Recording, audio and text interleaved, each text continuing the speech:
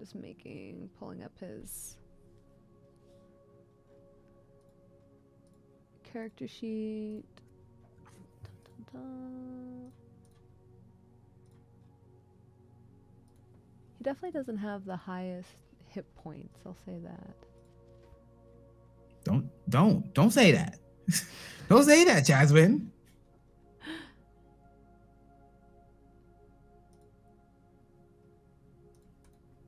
This character was like really coolly made though. Like he has the Tavern Brawler feat, so his unarmed does extra damage and stuff like that. Like I had to figure it out, but I figured out to make a wolf like kind of cool. I'm obsessed with this creature. And the thing is, like, at some point I am gonna talk to you and have Mutton show up in our game, like as with everyone else. I'm gonna be like, cousin Mutton, and they're just gonna be like, what the fuck is happening, Valym? Your daughter's a snake, your uncle's a tiefling, and your cousin's a big ass dog. Which that's the other thing. When the next time I see Victor out with the party, I'm gonna be like, Uncle Victor, and everyone's gonna be like, Valym, we thought your family was dead. I'm like, they are. Okay. Every time you and I have a one shot, my family gets bigger, because last time was the Florindales. Mm-hmm. Aww. Sorry about that delay, chat. I had to set up a bit here. Here we go. Oh my god! Oh my god! The cobblestone floors. What? Yes. Yeah. Where did those come from? And then we have Valym. And we have Mutton! I love him so much. Jasmine, that's so good. Mutton! And Valym! Did you paint Mutton? Yeah! You did such a good job. Mutton was a little bit of a rush job. I definitely spent more time on Valym, who even has like these little gold things on his cloak. And I added yellow to like kind of represent Sunny. Yeah. So there's like a little bit of sunshine in the outfit too, and then of course the classic Valym green, and then the snake staff and all of that. But please post more like mini pictures. I want I'm still an amateur painter, so it's like I don't want to. Like... do it. You're good at it. Oh, I love this. Oh, this gives me joy. The dog. Somebody said, "Chat said the dog is as big as you believe." I said, "Yeah, the dog." You're damn right. This dog is massive. Right. I would not 1v1 Mutton. I will get wrecked. You enter, or you proceed forward as the smell of like sulfur in the air gets thicker, and you hear a cracking of rock as this fissure opens somewhere in the valley, the canyon ahead of you. Mm-hmm. Okay. Give me an initiative roll. Hell yeah. Dirty 20. Dirty 20. Yo, that cobblestone road is so good. Dun, dun, dun. I love your environment work. Oh, thank you. Let's see here. You could sell me on terrain.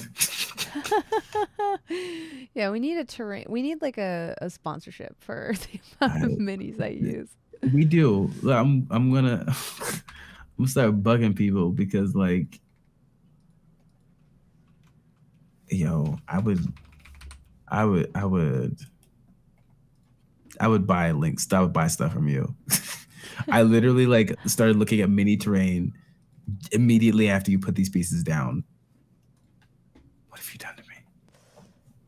All right. You see it first. Mm-hmm. Emerging from a glowing fissure ahead of you, almost like pus leaking from the earth's wound. God, that's not good. Thick viscous substance made of rot itself. Like I said, like pus, you feel the earth trying to heal itself. As a druid, you sense that there's something very wrong. And this horrible, infectious glob comes out, a mass of pestilence and eyeballs, lavender with a yellow pupil in each one, almost as though it's searching, looking for something, trying to take form. You see like it try to sort of form a leg, but you get the jump on it. Trying to form a leg? Yes. Okay, so can I roll an attack? You can. All right. That is 24. 24 hits. All right. A base of 9 damage, and then whatever you would like me to do for the splinter arrow. Okay, so that's an additional D6 bleed damage every round. So that's an extra 5. So 9 base and then 5 bleed. Okay. So a total of 14. Yep. And then it is Mutton's turn. Mutton is going to... Get him, boy. Don't say that out loud. He'll kill me.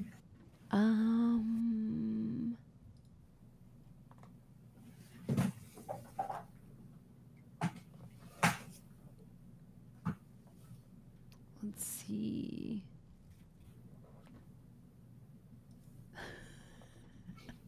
That laugh worries me. Because I just don't know what Valym's reaction is going to be. As this creature forms and Mutton also gets to go first, you see Mutton howl at the moon. And as he does, a single sliver of moonbeam comes down from the full moon onto this creature. It's got a 5-foot radius and a 40-foot high cylinder centered on a point within range. Dim light sort of fills this canyon around you. When a creature enters the spell's area for the first time on a turn, it starts its turn there, it's engulfed in ghostly flames that cause searing pain, and it must make a Constitution saving throw. It takes 2d10 radiant damage. Okay. You can do that too? What? What? Path of the Ancient Paladin. What? Okay. So oh my God, they do get more. What? Yes. Like I they get druid spells. They do. Yeah. I've never put that together. I have never. Oh my God. What? I'm blowing Gabe's mind right now. I've played this damn game for so fucking long, and I've never put together the fact that the Oath of Ancients, druids, like, no, fuck, they get, I can't speak. I've never put that together. It makes the con save, so it'll take half as much.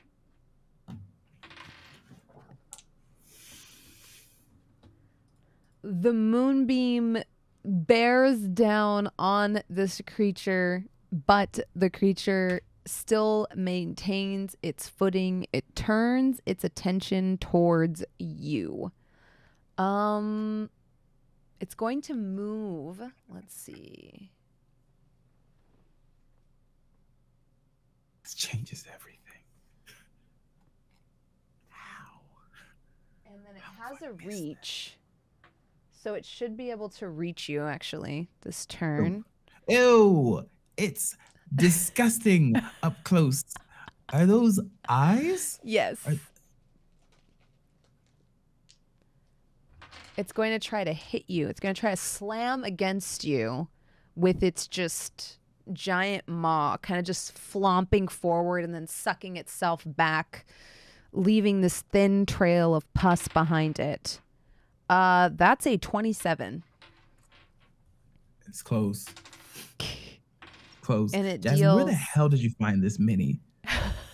It's actually from a Call of Cthulhu board game that I don't even own, but I was DMing for this other channel that unceremoniously canceled me and fired me, and they never took the minis back. So I kept them, and I painted them. They were like this really ugly pink color, and I like kept them and I paint them different colors, but I support this. it was like 3 years ago. They never asked for the minis back, so they're my minis now. And I made them look way better than what they originally looked like. That makes way more sense why it looks so horrifying. Yeah, they're pretty gross looking. Perfect. All right. So 15 bludgeoning damage. Oh my god. And then it is your turn. Cocky. Little less cocky. Okay.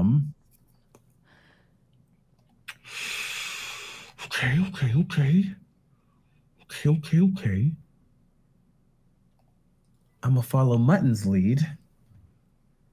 And I'm going to cast Moonbeam on the creature. I'm gonna look at, and you know what? Valym howls and is gonna cast Moonbeam down on the nasty. All right. It's gonna make a dex save. I'm gonna cast it at 3rd level. Okay. Because we going in today. Okay, I'm here for it. Yeah. Moonbeam is a con save for me, it says. Yeah, it was a con save for Mutton too. Okay. Ooh, I only got a 10 this time. Let's go. My thing is a 15, so that is a fail. Fantastic. So it takes 3d10. It takes 20 points of radiant damage. Rough. All right. Would you like to do anything with your bonus action? Those minis look great. Thank you. I worked really hard on. I spent all day today on them. They look so freaking good. Chat, like a little close up. He's got. Basically today I watched Vikings and worked on minis. Hell yes. So he's got no, nothing on my bonus action. Okay. All right. With that, it is Mutton's turn. Mutton is going to... Yes, that's what he's going to do. Mutton lunges forward. And attacks. And as he does, he is going to... So first of all, he's going to roll to hit. Mm-hmm. And since he's unarmed, he has a pretty good chance of hitting. That's a 21, so that hits. So he's going to bite into this large, pussy creature for 1d4 plus 4 damage,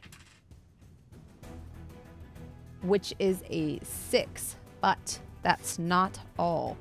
With his bonus action, as he bites into this creature, you see like the like little bits of thorn and vine that has long since been asleep since you're in the middle of winter come bursting out of the ground. And with his bonus action, he is going to ensnaring strike. Let's see. It has to make a strength saving throw or be restrained. Now, because this is a large creature, it has advantage on this. Okay. The first one was only a 10 with the modifier. But it has advantage. The second one is a 11, which fails. Let's go. So the creature is restrained. It takes 1d6 piercing. I forgot to move his moonbeam. I guess this isn't a this is a concentration, so it places the moonbeam anyway. It's going to take 1d6 piercing damage at the start of its turn. Okay, so it is the start of its turn now. What does ensnaring strike do? Does it restrain it? Yeah. Hell yes. So it takes another 3 damage at the start of its turn from the thorns. A creature restrained by the vines or one that can touch the creature can use its action to make a strength check. Okay, so it's going to use its action to try to break free. Oh, yeah. It does. It breaks free of the vines, and however, so I think it only has its movement left. It also, I need you to make another con save since it started its turn in my moonbeam. Oh, perfect. I have a dirty 20 on that. That is a pass. So it takes half, I think. Let me make sure. Yeah, it'll take half on a save. Ooh, you lucky scrub. So it takes 14 points of radiant damage. That's half? Yes! Holy smokes, lots of damage. I rolled 2 10s and an 8. Okay. Yeah, it's going to move out of the moonbeam over to the other side of Mutton, but not leaving Mutton's threat range so it doesn't take an op attack. It is your turn. All right, this is basically me living out my Kiba Inuzuka fanboy dreams. I am basically going to like leap off Mutton and then like make a downward strike with my short sword. Okay. But before that, Valym grabs his necklace and not so quietly says, Sahiba, be with me. And I'm going to use it for the first time. This necklace of Sahiba is chosen as a bonus action. Once per day, it allows you to cast Branding Smite. So I use the necklace, and then that lasts for a minute. The next time I hit with an attack, it will suffer radiant damage. So the blade starts to glow, and Valym hops off of Mutton's like kind of like not so much shoulder, but like leaning into it, and then just takes a downward swing at this accursed creature with his short sword. Roll to hit. Let's go. Oh my God, that is a 26. That hits. Go ahead and roll damage. All right. So that is 10 slashing magical. Okay. And 9 points of radiant. So 19 total. Perfect. Amazing. Would you like to do anything else in your turn?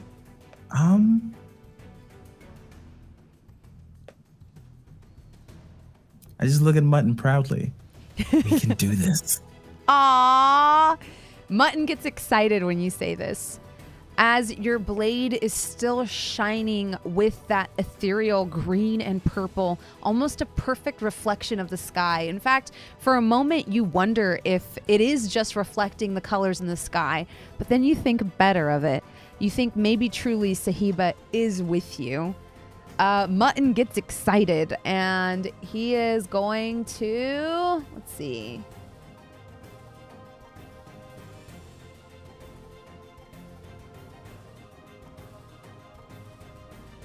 And my moonbeam is gone because Branding Smite is a concentration.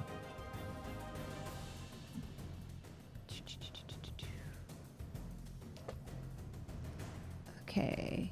Yes, he is also going to Divine Smite. Let's go. So he's going to try to bite at the ooze again. This time you see he is like the light glittering off his armor looks like that Aurora Borealis. Oh. Unfortunately, he rolls a nat 1.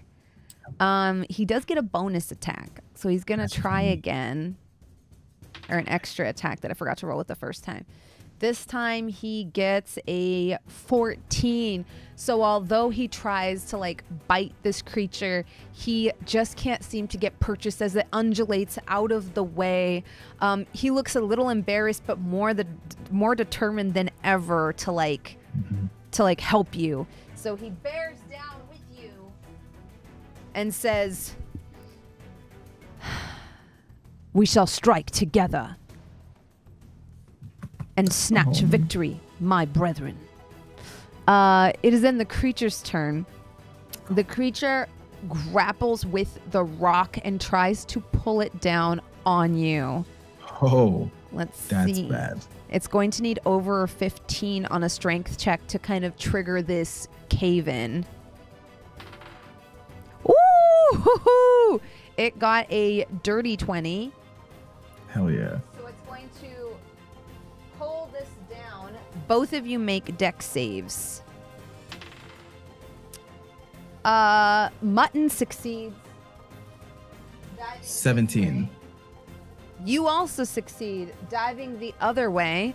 However, the shattered rock kind of creates a difficult terrain here, and pieces of rock still come flying out, pelting both of you, but you're only going to take half damage since you were able to dive out of the way of the crushing rock. So you only take 10 bludgeoning damage as the rocks come flying out, and it sort of separates you and Mutton with this like cascade of rock that is now kind of covering this path in your way. It is your turn again, Valym. Okay. Did it seem like Radiant was the most effective thing against this creature? Yes, you actually get the sense that your sword, every place you cut, you would see it kind of begin to like reform. Okay. But the Radiant seems to like burn like these injuries into it that aren't healing as quickly. You know what? If it ain't broke, don't fix it. Whoa, there we go. Trying to zoom in a little bit. That was fun for some weird reason. I'm so easily entertained. Cinematography, y'all. I'm gonna moonbeam again. But I'm gonna third level moonbeam again on this creature. I think your moonbeam is still up if you make the con save to maintain the concentration on it.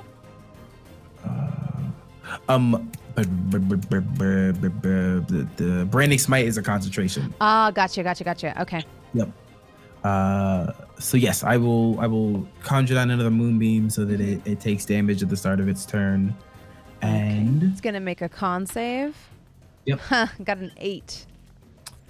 Good. God, what have you done? Valym is definitely going to howl again when he calls the moonbeam, and now that's just a thing that he does. Ooh, this is nasty. Another 20 points of radiant damage. Ooh, a grievous blow to the beast. Your moonbeam like almost splits this thing clear in two. It is barely holding on to life. Valym points his blade towards the creature, one hand out and the other hand almost bracing his arm. And he says, in the name of the Titan of the Forge, the Seer of the Stars, we return you to ash.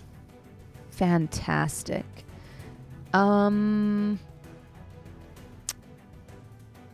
Okay, you know what? Fuck it. I love that.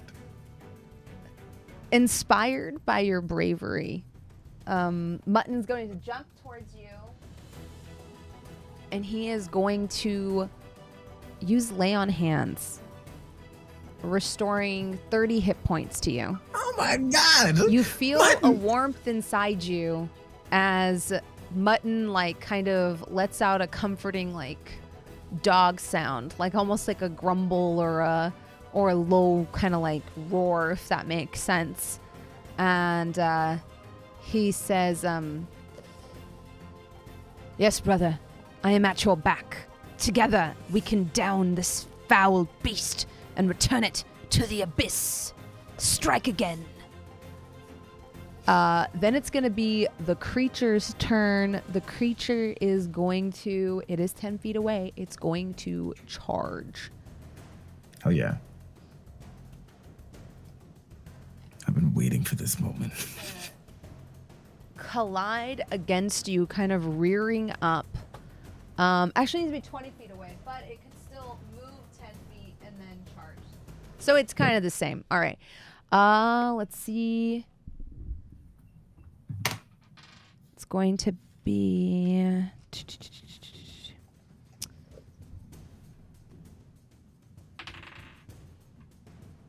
a 21 to hit. I think that hits. Yes, it does. And as it attempts to crush you under its mass, it deals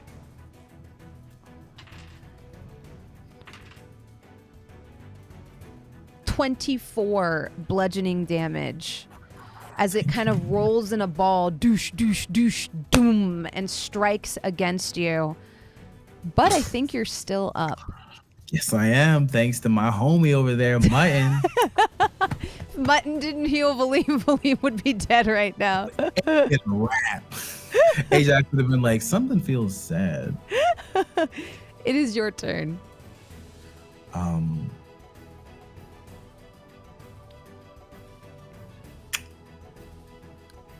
double checking something.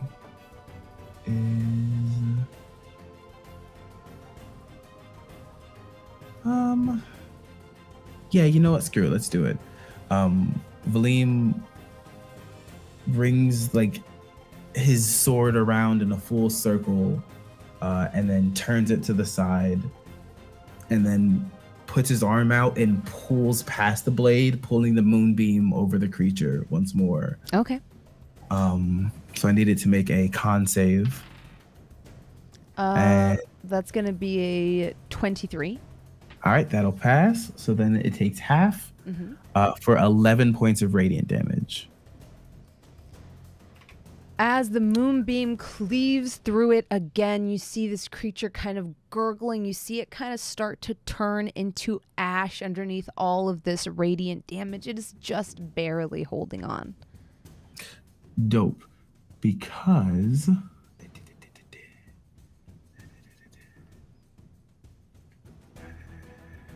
what was I gonna do?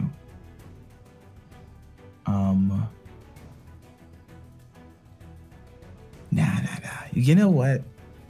Valym kneels down with his sword stamped into the ground, but his back is like arched, so he's kind of like a ramp. Okay. And he says, go. No, he says, Mutton, kill. Okay. So you're going to like give the help action to Mutton? Yes. Okay. Mutton leaps up on your back as though it's a ramp, and you hear him call out, "Hail, Sahiba!" And as he does, you see like, you hear him let out a heart-wrenching like roar, like that of a lion, and he uses Turn the Faithless. You see for a moment like this like almost like thunderous crack of energy in the air, and it's going to, let's see. Why is this dog like the toughest mofo that I've met? Yo. It has to make a wisdom saving throw, which it fails. And it's turned away in fear, giving you an off attack. He basically sets you up as a to kind of wombo combo this. Let's go. I'm bringing Mutt with me to go see Chaw. And just because I have Bless, so it's fun to... Oh my God. That is a 30 to hit. That hits. As long as you do more than 3 damage, it dies. 9 points. It dies.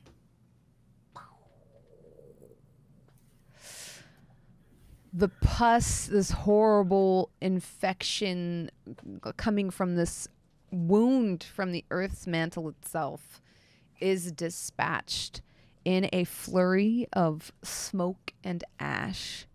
And you and your new friend, Mutton, are alone in the canyon once more.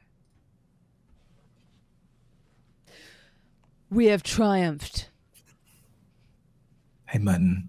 You know, I was wondering this myself. I was wondering who is truly a good paladin of Sahiba. But do you know who is? It's you, Mutton. You're a good paladin of Sahiba. Thou art an admirable paladin as well. Thank you.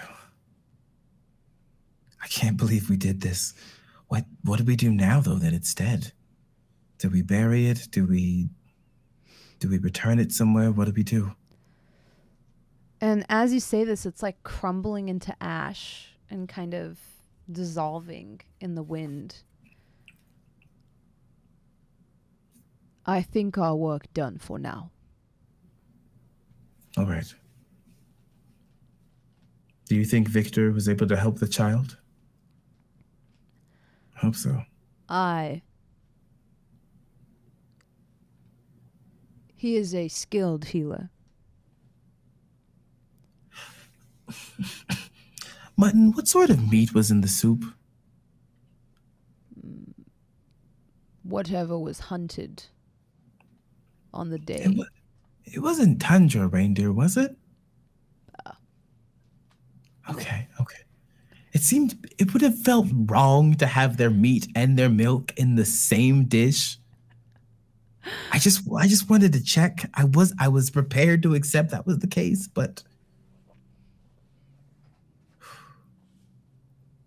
more importantly, Valym. Yes. What did thou learn today?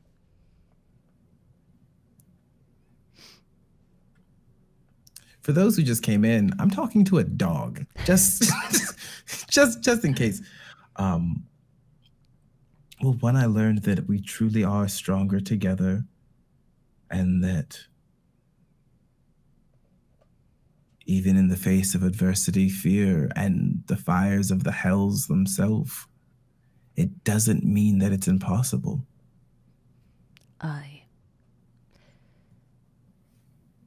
I would have thou also learn to trust thine instincts. I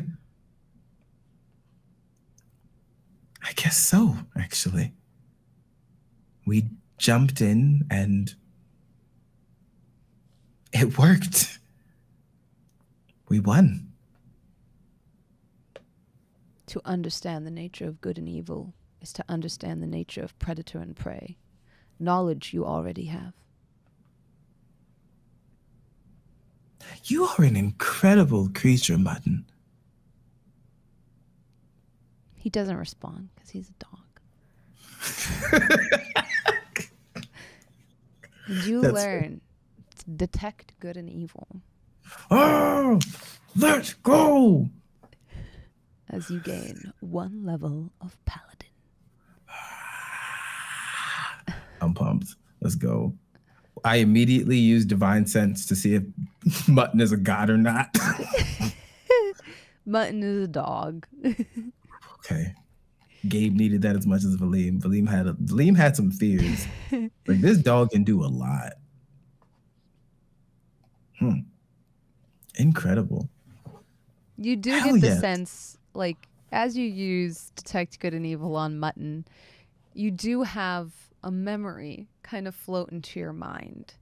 And it's of Sahiba spending a lot of time petting him. And every time she does, you feel some of her divinity rub off on him. Ooh, you feel that he was imbued with his abilities by being a very good boy and a very loved boy. Valym touches his tattoo in his arm and rubs it a little bit. It feels warm to the touch, even in the biting cold out here. Was it Sahiba that gave us a business card that would summon her whenever I used it? I think it was. Yeah, I think so, yeah. I use it. I use it right here and now. Mm-hmm. As you do, as though you hear a loud rip, as though the fabric of reality itself is being ripped. It thrums in your ears and makes your teeth rattle. And coming through this tear in time and space, you see the deity to which you have sworn your allegiance. Sahiba, keeper of the Starforge. A wizened old woman as gnarled as a walnut, seated upon a bull in between its horns. The bull has 6 eyes and treads effortlessly upon the air, and inside its eyes are beheld or sort of nestled galaxies and the cosmos themselves. I know you said this would only work a couple of times, but That was one time use only, kiddo. Oh, mutton! And you see it in real time as she pets him. Oh, who's a good boy? You feel like Mutton just gets more, like, powerful with each pet. Yeah. Who's a good boy? Yes, I love you. Yes, I love you. Scratches him behind the ears. And you see Mutton's wounds heal as she does so. Me next. Hey, I already gave you 2 levels. I just want healing. Oh, okay. She pats you on the head too, and like heals you. Jasmine, but you were not expecting this next part. I would like to do something that I've wanted to do for a long time. I want you to spar with me. You want to fight me? I absolutely do. Oh, kiddo, I got moves that'll make your mullet spin. Yeah, all right, Grandma. Well, they're old moves. Let me show you how the new school works. All right, then. Have at thee. Roll for initiative. Let's go! This is Ajax is never going to believe this. 22. Okay. Dun, dun, dun.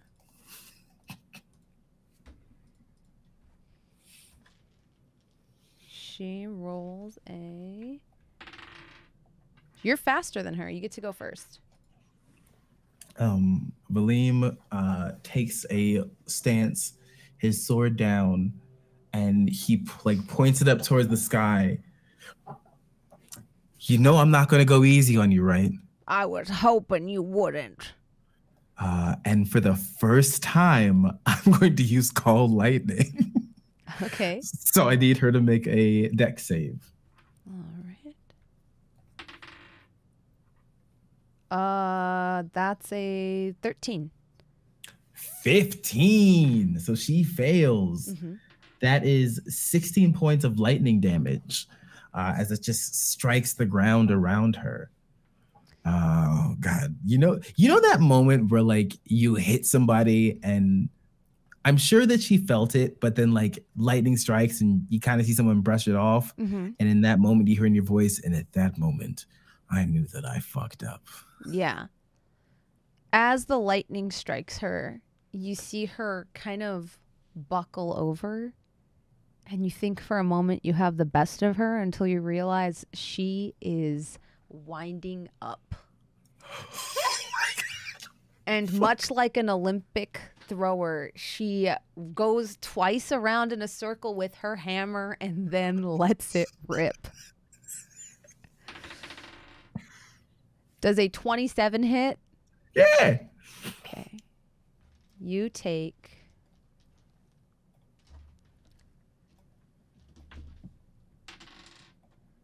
3, 6, 11, 18. Why are you still rolling? 20. Why are you still rolling? 25. Why are you still rolling? 28. There's enough dice. And that's an 8. 36. That's enough seasoning. 46 points of radiant damage as the hammer explodes in stars, and you see the forming and cooling of celestial bodies in your mind as the hammer strikes you. I mean, I'm alive, but barely. Valym definitely just goes swinging back, and he is charred and injured and panting, but he's still standing.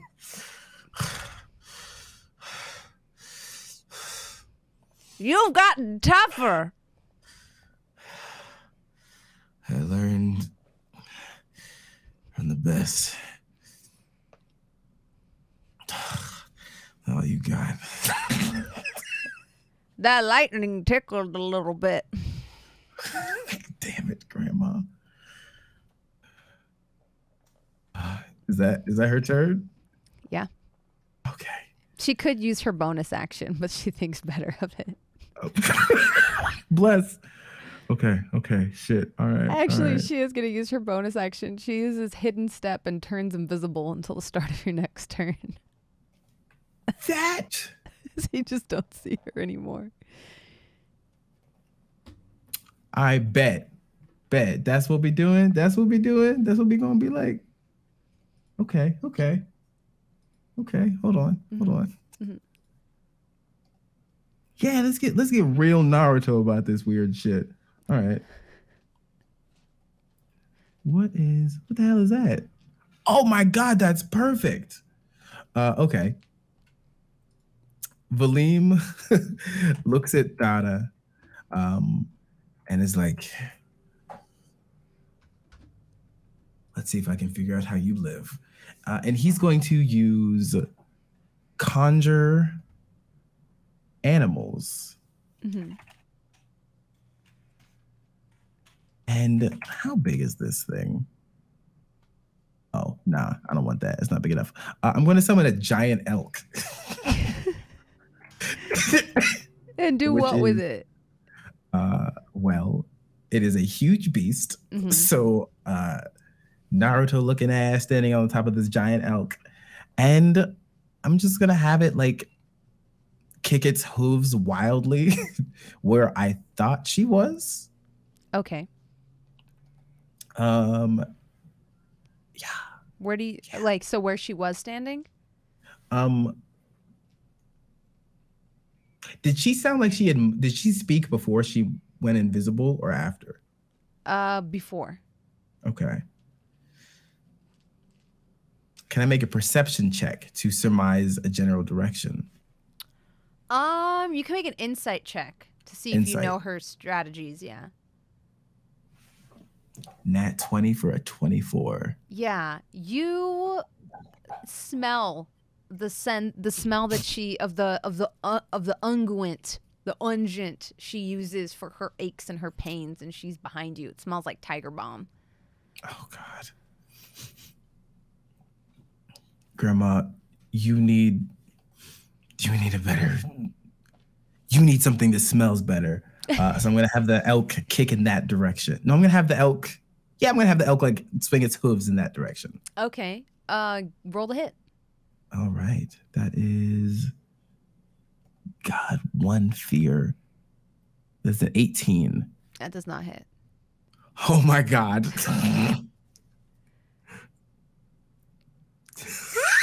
Oh shit. Does it like do the hooves like hit against something and it just like bounces? Describe this for me, just for Gabe's excitement. Mm-hmm. Yeah. As the hooves ring out, you see like the foot get caught in the air. You just see the elk trying to like kick, but its foot is held by something invisible.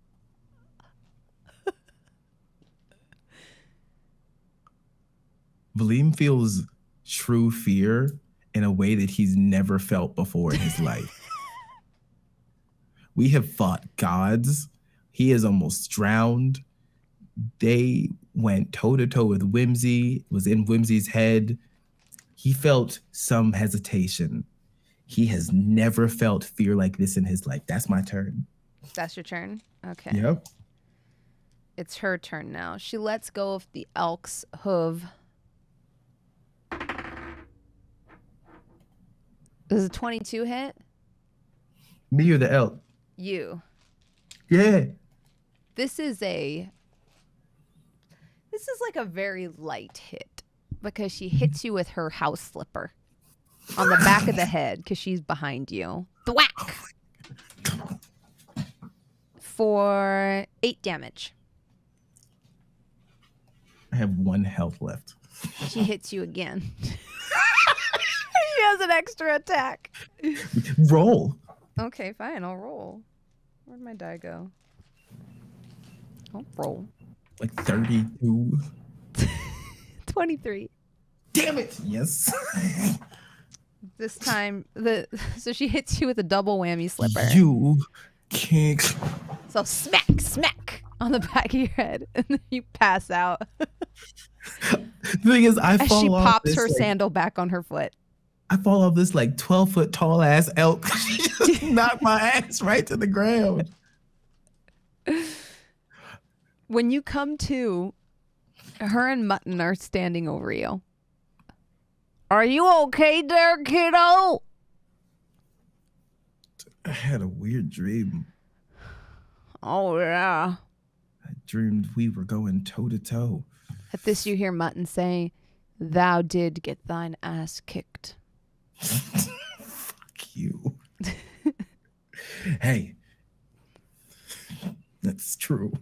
You're not wrong. Oh, but I got one.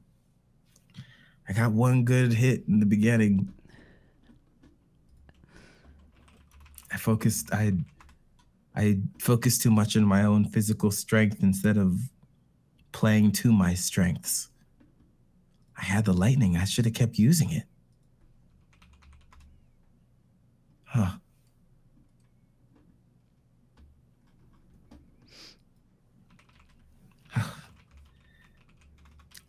I'm going to get closer next time. Well, you gotta just learn every time you fight, you know?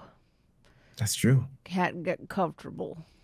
You know I'm gonna come back when I'm stronger, and we're gonna do this again, and I'm gonna show you how much stronger I am.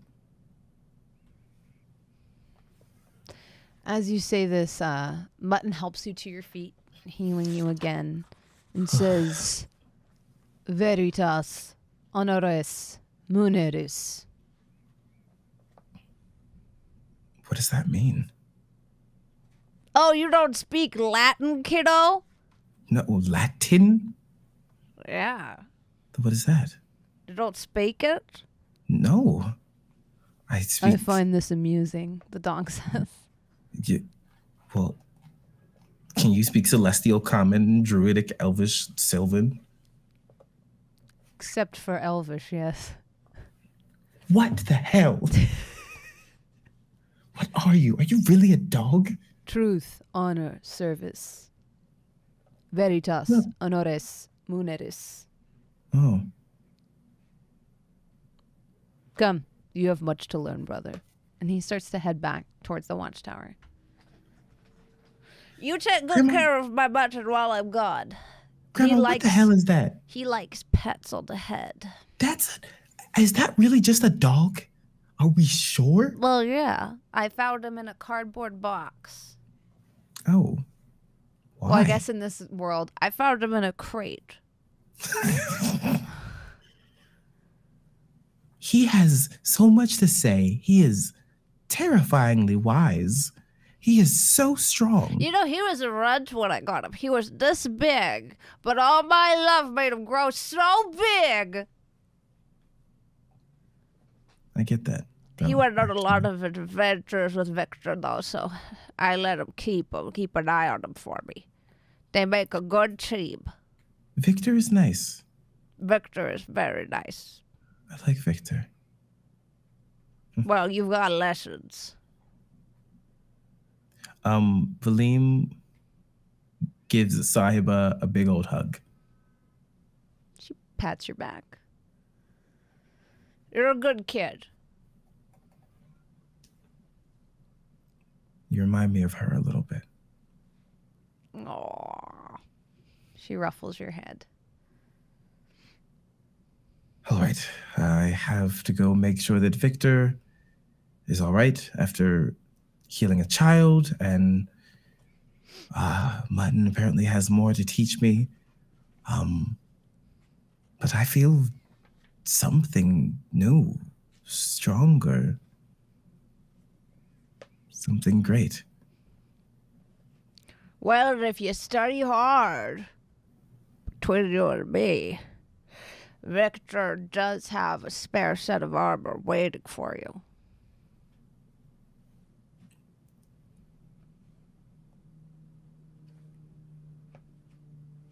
I promise. And I think I might actually keep this coat. It looks good. He does like a spin.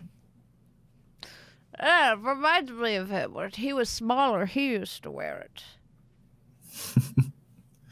Yeah, he said I have the body of a tiefling child. You are rather slender. That's true. All I mean, right, it's not, I have to go take care of Ajax now. yeah. He's got a lot of things on his list of stuff to do. I don't want to keep him, unattended in the grove for too long. He was peeling taters when I, came over and you called me. Good. We're making baronte. It's gonna be really good.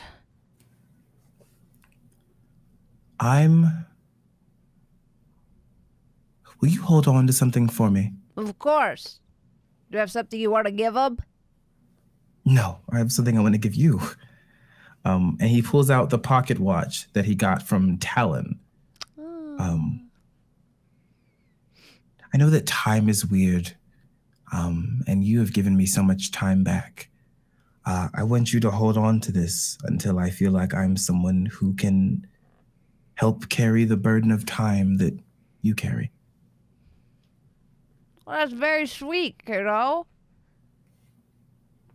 I'm trying to learn to express my appreciation better. Well, I like this story arc for you. Me too. I hope Ajax is done making the tea. Probably not. Give him so much shit. Has he told you about his girlfriend?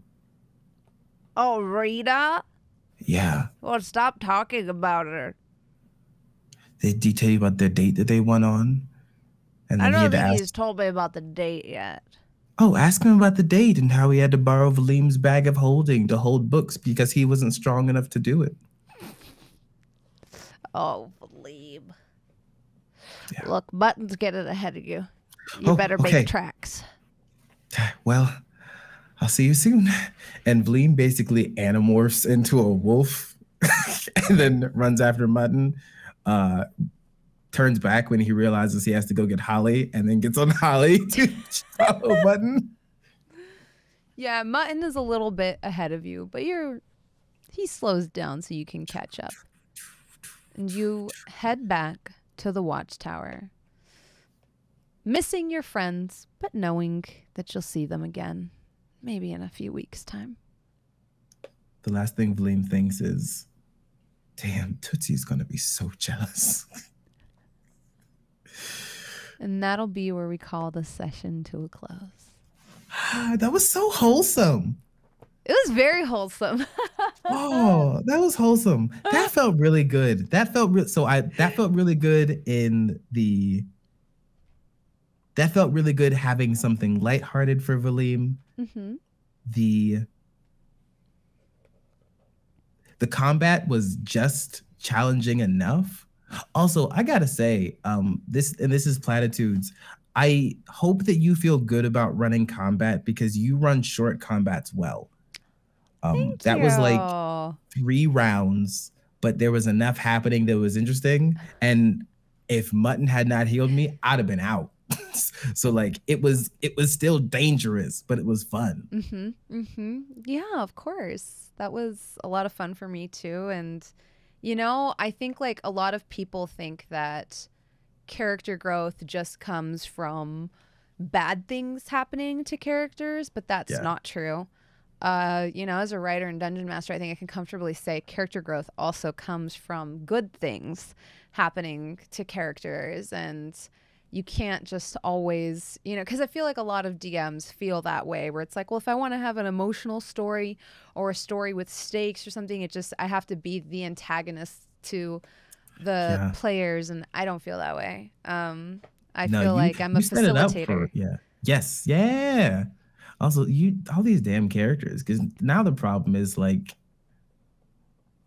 Jasmine, you give us so many characters to go back and talk to. Like, there's no way that I can't introduce. I have to introduce Uncle Victor. Like it has to have. There's gonna be.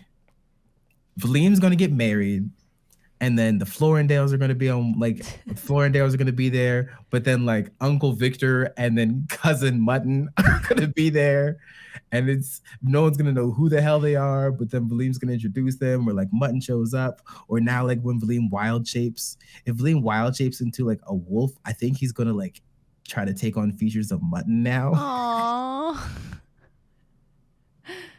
That's really cute. That's really cute. Thank you for joining me for this one shot, Gabe. My heart's so full. That's the reaction you want after a game. Feels so good. I'm gonna go hug my dog after this. Gabe, let everyone know where they can find you and what you're up to. I'm Gabe. You can find me Twitter, Instagram, TikTok, Twitch. I have a show coming out soon that the trailer hasn't gone out yet, so I can't talk about it yet. But in like maybe 13 days ish, give or take, there will be something coming out that I'm very excited about. I have been traveling and doing some stuff. The next thing I'm going to be releasing is a project that my mom came up with. She came up with 4 precious stone dragons and wrote all this like little narrative lore and stuff. I'm going to be putting up a PDF for that. That's up so on cool. Twitter soon. And it's going to be like a pay what you want thing. Any payments go 50% to her nonprofit and then 50% to her because I need that woman to pay herself more. Oh, that's so cool. Yeah, so that'll be up in like the next week or so. Awesome. I know you're rolling dice with my friend Todd soon. I am. I'm rolling dice with Todd Stashwick tomorrow. Let him know I said hi. I've played with Todd once. It was like a fever dream. Actually, I remember why I played with Todd once. You remember why I played with Todd. We don't talk about it. No, I don't think I do. Okay, we'll talk later. Yeah. Because I don't exactly remember. Maybe it was a fever dream for me too. Hell yes, but yep. But yeah, where can we find you, Jasmine? Hi, I'm that bronze girl. Wednesdays are normally my day off, but I might be around tomorrow since I didn't stream today or yesterday. I've been super busy working on a lot of cool content for all of you. Thank you so much to our YouTube audience for tuning in week after week. Thank you so much to everyone in the chat for tuning in. Tomorrow, Dimension 20 Coffin Run premieres.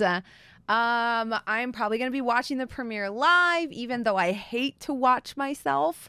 So maybe with the stream muted and I'll just participate in the chat because I remember everything that happened. We'll see. I hate watching myself though. And I'm also taking over the Dimension 20 Instagram tomorrow. So if you want to ask me questions and stuff, you can ask me there. All of that's on Dropout. And yeah, that's the thing. I might be live, like I said, streaming here after it's done, but I probably won't go live until like 8 o'clock because, yeah. So if in the evening you want to talk about the premiere or whatever, come through. And if you don't have a Dropout subscription, you can get a trial for like 14 days and check out this show. There's 6 episodes. And I feel like it's pretty good. We'll see. I'm super nervous for tomorrow. Jasmine, have you met you? I'm sure that it's good. Oh gosh. You put love and effort into everything that you do. I do. I just hope it's good stuff. But thank you so much for hanging out, Gabe. This was a super fun one shot. And thank you to the chat. Next week, we're playing with Xander? Steffi. Next week we're playing with Steffi. So come through for Steffi's one shot next week. Steffi's leveling up to level 7. Gonna be fire. Come through. Okay, that's it. Good night, everyone. Don't do anything we wouldn't do. Still alive.